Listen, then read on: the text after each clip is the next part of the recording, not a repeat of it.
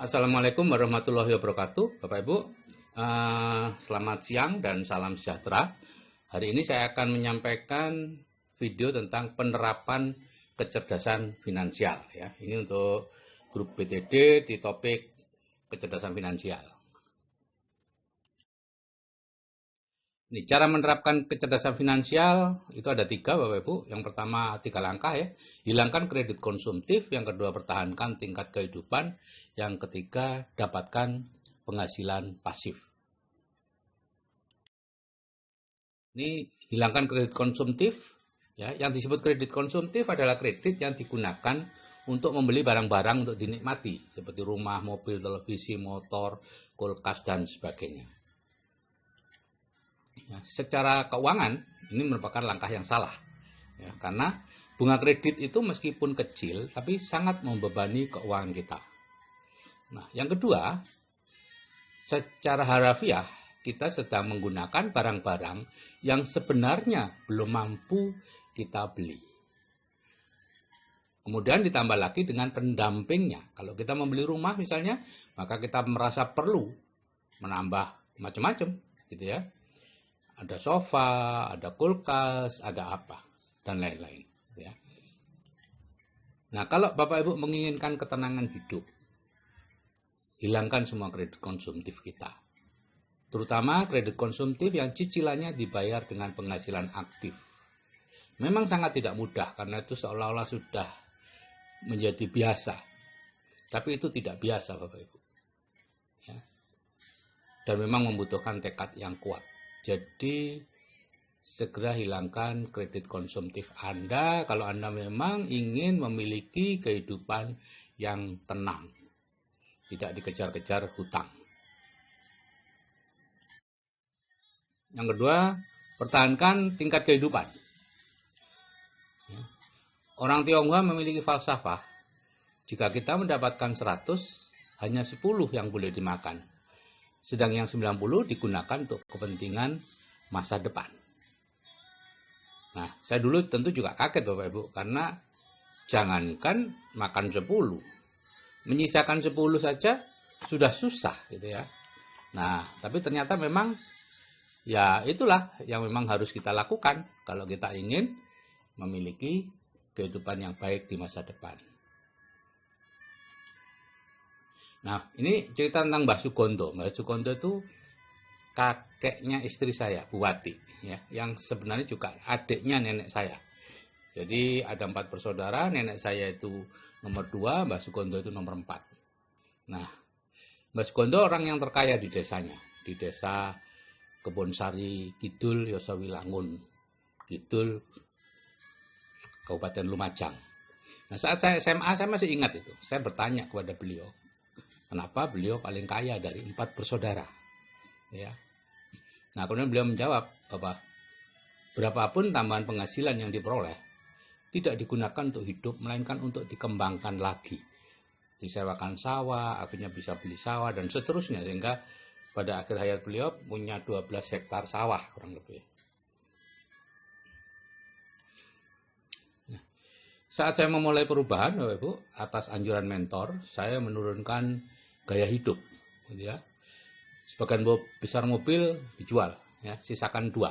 Tadinya ada 5 mobil. Kolam renang tidak diisi lagi, ya kebetulan memang anak-anak sudah agak besar. Dan kebun anggrek ya di sepanjang tembok belakang rumah saya di Batu itu penuh dengan anggrek bulan, tidak dirawat lagi. Ya. Dan kebiasaan rekreasi dengan keluarga besar setiap tahun menyewa bus dan lain-lain di stop. Nah itu sangat emosional. Karena orang akan menganggap kita sudah bangkrut, menurun, dan lain-lain. Ya. Mereka tidak tahu apa yang kita tahu.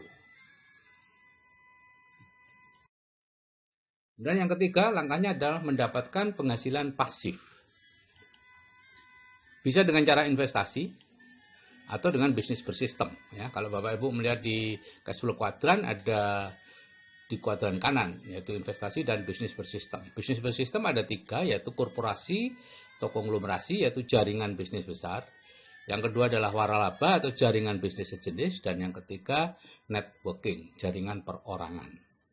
Nah, Bapak Ibu mau menggunakan yang mana untuk mendapatkan penghasilan pasif, apakah investasi, apakah bisnis-bisnis bersistem, itu tergantung dari usia Bapak Ibu, keahlian bisnis dan modal yang dimiliki. Ya. Kalau usianya masih muda ya silakan membangun korporasi atau konglomerasi, ya jatuh bangun dalam bisnis itu biasa. Ya, kalau punya modal ya silakan membeli investasi atau membeli waralaba. Gitu ya. Tapi kalau Anda usianya sudah di atas 30, tidak punya keahlian bisnis, tidak punya modal seperti saya dulu, pilihan Anda sangat terbatas, yaitu di networking. Kalau Anda mendapatkan penghasilan pasif, kalau ingin mendapatkan penghasilan pasif. Kalau ingin bekerja terus seperti sekarang ya tidak masalah, itu pilihan saja. Nah, ini kalau Anda ingin berbisnis, ada dua cara untuk bebas finansial melalui bisnis. Yang dimaksud bisnis ini bukan bisnis networking, tapi bisnis konvensional. Yang pertama adalah mendirikan korporasi atau konglomerasi tadi itu ya. Itu pun ada dua cara. Yang pertama adalah coba-coba, artinya melakukan sendiri semuanya, ya, mendirikan bisnis, kemudian membangun sistemnya sehingga menjadi autopilot. Nah, di sini dibutuhkan waktu 20-30 tahun dan perlu 2-3 kali bangkrut. Ya. Makanya biasanya dikatakan yang muda aja, yang di bawah 30 silakan melakukan ini, gitu ya. Yang di atas 30 sudah berkeluarga dan lain-lain kadang-kadang sulit karena secara sikap sudah tidak benar. Kemudian cara yang kedua adalah membangun bisnis networking sampai berhasil, ya. Bisnis networking yang benar. Kemudian menerapkan ilmunya untuk membangun korporasi. Ya, jadi Robert Kiyosaki mengatakan bisnis networking dengan sistem yang sudah teruji, ya, usianya sudah di atas 10 tahun, kemudian memiliki pendidikan yang baik. Atau cara yang berikutnya adalah 4 langkah menuju kebebasan finansial, ya. Tadi dua cara ya. Pertama mendirikan korporasi, konglomerasi, yang kedua 4 langkah menuju kebebasan finansial. Langkah pertama mendirikan bisnis apa saja. Kemudian langkah kedua reinvestasi di bisnis, terus-menerus hasil bisnis direinvestasikan lagi, reinvestasikan lagi, terus-menerus sampai bisnisnya besar. Setelah itu keuntungan dari bisnis diinvestasikan di properti. Barulah langkah keempat menikmati kemewahan dari hasil properti. Anda bisa hidup mewah dengan hasil dari properti Anda. Nah, kebanyakan orang yang saya lihat adalah hanya 2 langkah. Yang pertama mendirikan bisnis, kemudian langkah berikutnya langsung keempat menikmati kemewahan dari hasil bisnis. Akibatnya apa ya? Mereka terus-menerus mengawal bisnisnya. Ya, tidak bisa bebas finansial. Bisnis mereka bukan aset. Jadi mereka bukan pemilik bisnis tapi pelaku bisnis. Bisnisnya bukan aset. Yang menjadi aset adalah diri mereka sendiri. Karena kalau diri mereka sudah berhenti melakukan kegiatan bisnisnya akan kolaps. Oke Bapak Ibu, jika saya yang sudah berumur masih bisa menerapkan kecerdasan finansial, tentu saya sesuaikan dengan umur saya, Anda juga pasti bisa. Salam sukses dari saya. Wassalamualaikum warahmatullahi wabarakatuh. Salam sejahtera dan selamat siang.